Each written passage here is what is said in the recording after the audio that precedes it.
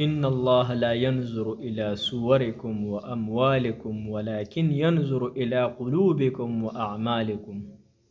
الله جل شانو فرمای استاسو مالونو استاسو صورتونو ته نه ګورم، ولکن ينظر الى قلوبكم واعمالكم، بلکې زه ستاسو عملونو ته ګورم او اعمالو ته ګورم، زړونو او عملونو ته ګورم. نو کم کار چې کوئ د الله تعالی د رضا دپاره یې کوئ، الله تعالی به زما او ستاسو انشاءالله بیا کافي کېږي. قیامت کې به اعلان وشي چا چې د چا لپاره څه کړي هغه ترې وغواړئ.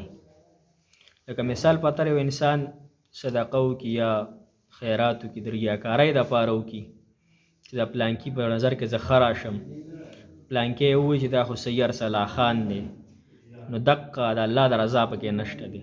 نو دقه به الله تعالی قیامت کې اعلان وکړي چې چا چا دپاره عمل کړی د هغه د ریا دپاره یې کړي، نوم خو ځان ښودنې دپاره یې کړي، هغه د هغه نه بدله والی.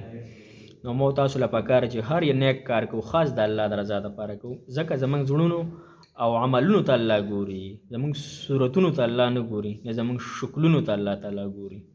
الله تعالی دې مو تاسو له په دې مختصر عمل باندې د عمل کولو توفیق را نصیب کړي. جزاک الله.